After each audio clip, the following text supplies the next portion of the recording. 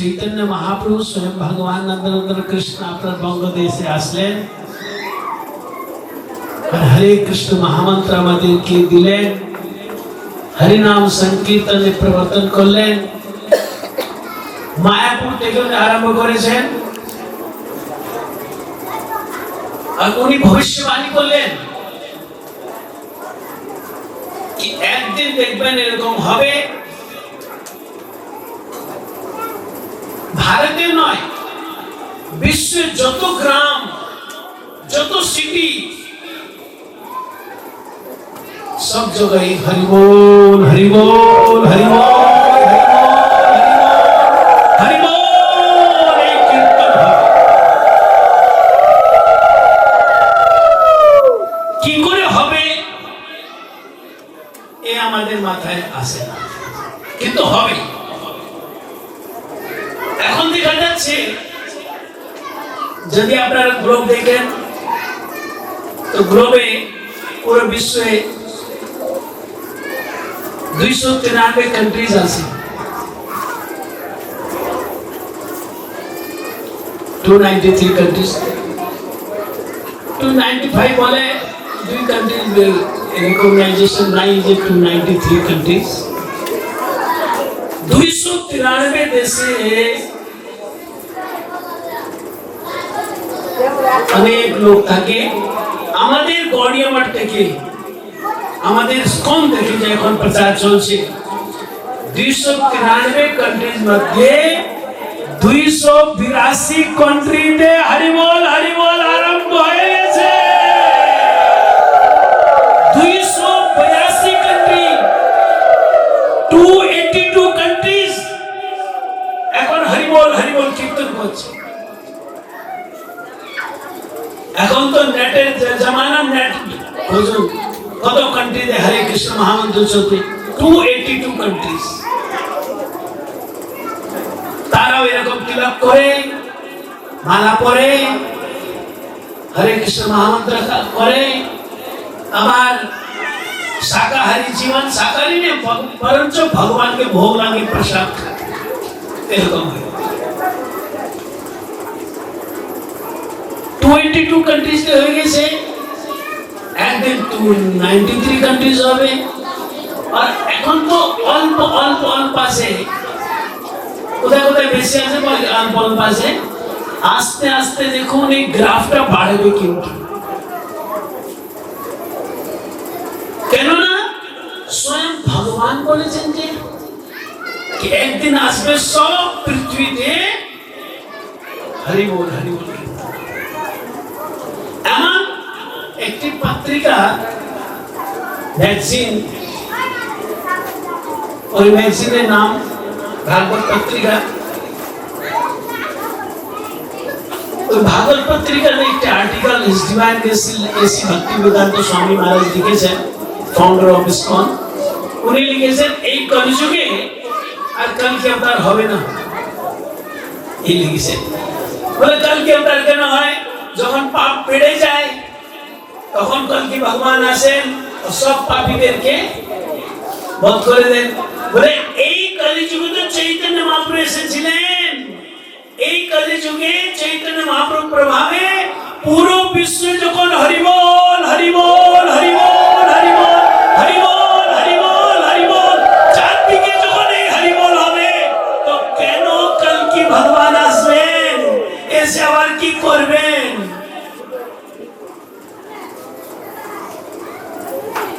আমাদের সনাতন ধর্মের শ্রেষ্ঠ গ্রন্থ ভগবত গীতা ভগবানের মুখারবিন্দের বাণী এরকম বলা যায় যদি আপনার হাতে ভগবত গীতা আসে তো অন্য গ্রন্থ দেখবার কি দরকার গীতা সুগীতা কর্তব্য কেবল শাস্ত্র বিস্তরে या स्वयं पद्मनाभस्य मुखपद महादेवी विश्वदा स्वयं भगवान कृष्ण যেখানে উপদেশ দিচ্ছেন আর গ্রন্থ পড়বার কি দরকার ওই ভগবত গীতাতে একটি বিশেষ ধ্যান যোগ্য বস্তু আছে যেখানে অর্জুন বলছেন भगवत गीता के 18 अध्याय लास्ट अध्याय अर्जुन बोलছে करिष्ये वचनं तव এটা কত মহত্বপূর্ণ हाथ जोड़े भगवान के आगे तो কত আর্গুমেন্ট করলো অর্জুন, এখন সব আর্গুমেন্ট শান্ত হয়ে গেছে, নষ্ট মোহ স্মৃতি লব্ধা, এখন তার মোহ নষ্ট হয়ে গেছে, সব কিছু স্মৃতি লব্ধা, স্মরণ এসে গেছে আপনি আমার সেব্য, আমি আপনার সেবক, আমি কেন আপনার সঙ্গে আর্গুমেন্ট করছি, এখন করিষ্যে বচন তব, আমি আপনার নিত্য দাস, বলুন আমাকে কি করতে হয়। এই করিষ্যে বচন তব যখন পর্যন্ত আমার জীবনে আসবে না তখন পর্যন্ত আমার কল্যাণ হবে না। এই করিষ্যে বচন তব যখন আমি গুরুকে বলবো, গুরুদেব বলুন আমি কি করব। এই করিষ্যে বচন তব যখন আমি ভগবানকে বলবো, ভগবান আমি আপনার নিত্য দাস নিত্য দাসী, বলুন আমি কি করতে হবে। আমি কোনো আর্গুমেন্ট করবো না, আমাকে এই ভালো লাগে খারাপ এটা করবো এটা করবো, আমি নিজের কথা বাদ দিয়ে আপনি বলুন আমি কি করব। তো ভগবান নন্দনন্দন কৃষ্ণ চৈতন্য মহাপ্রভুকে এসেছিলেন আর সব গ্রস্তদেরকে তিনটি কাজ করতে বলে গেছেন। সব গ্রস্ত ভক্তদেরকে উনি তিনটি কাজ করতে বলেছেন। কি বললেন? যখন উনি জগন্নাথপুরীতে ছিলেন তো কুলিন গ্রামবাসী মহাপ্রভু কাছে প্রণাম করলেন, প্রণাম করে বললেন প্রভু আজকে তো আমরা বাড়ি ফিরবো, 4 মাসের জন্য রথযাত্রার জন্য আপনার কাছে এসেছিলাম, কার্তিক ব্রত আপনার সঙ্গে করলাম, এখন আমরা বাড়িতে যাব, আপনি কিছু আমাদেরকে উপদেশ দেন। চৈতন্য চরিতামৃতে এরকম লেখা আছে, ওই যে কুলীন গ্রামবাসীদের মধ্যে শ্রেষ্ঠ ছিলেন রামানন্দ রায়, সত্যরাজ খান, তারা মহাপ্রভুকে বললেন তবে রামানন্দ আর সত্যরাজ খান প্রভুর চরণে করলো কিছু নিবেদন, গৃহস্থ বিষয় আমি কি মোর সাধনে, শ্রীমুখে করেন আজ্ঞা নিবেদি চরণে। আমরা তো গ্রস্ত, নিজের মুখারবিন্দে একটু বলে দেন আমাদের কি কি করতে হবে। তখন আমরা যখন বাড়িতে যাব, বাড়িতে থাকবো, আমরা বলবো মহাপ্রভু আমাদেরকে এই কাজ বলেছেন করতে, আমরা এই করব। তো সব গ্রস্তদেরকে মহাপ্রভু কি বললেন? তিনটি কাজ। প্রভু কহে না, প্রভু মানে মহাপ্রভু, প্রভু কহে না কৃষ্ণ সেবা বৈষ্ণব সেবন নিরন্তর কর কৃষ্ণ নাম সংকীর্তন। এই তিনটি কাজ আপনারা গ্রস্ত, আপনাদেরকে স্বয়ং ভগবান বলেছেন কি কি তিনটি কাজ করতে হবে। আমাদের কি করতে হবে? করিষ্যে বচন তব, ঠিক আছে প্রভু আমরা করব, তখন আমরা ভাবতে হবে। প্রথম মহাপ্রভু বলেন কৃষ্ণ সেবা। কৃষ্ণ সেবা মানে যদি আপনার বড় ঘর আছে, ভালো কৃষ্ণ মন্দির করুন, ঘরের ভিতরে।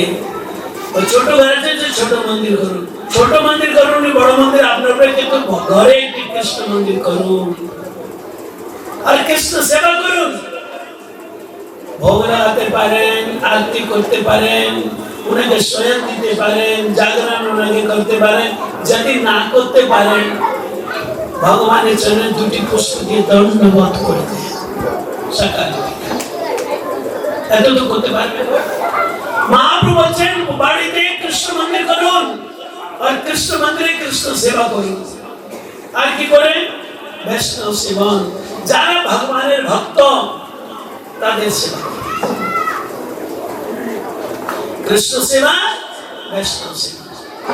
বলে বৈষ্ণব কোথায় পাবো?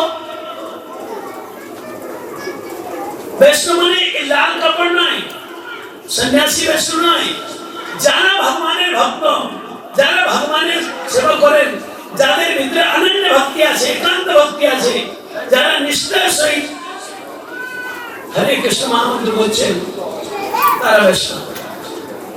হতে পারে কারো বৈষ্ণবতা 20%, কারো বৈষ্ণবতা 30%, কারো বৈষ্ণবতা 50%, কারো কারো বৈষ্ণবতা 80%, 90%। মহাপ্রভু বলছেন সব বৈষ্ণবের সেবা করুন।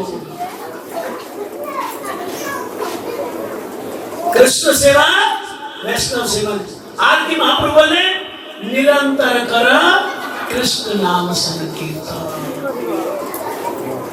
निरंतर माने যখন সকালে আপনার ঘুম ভাঙবে, সকালে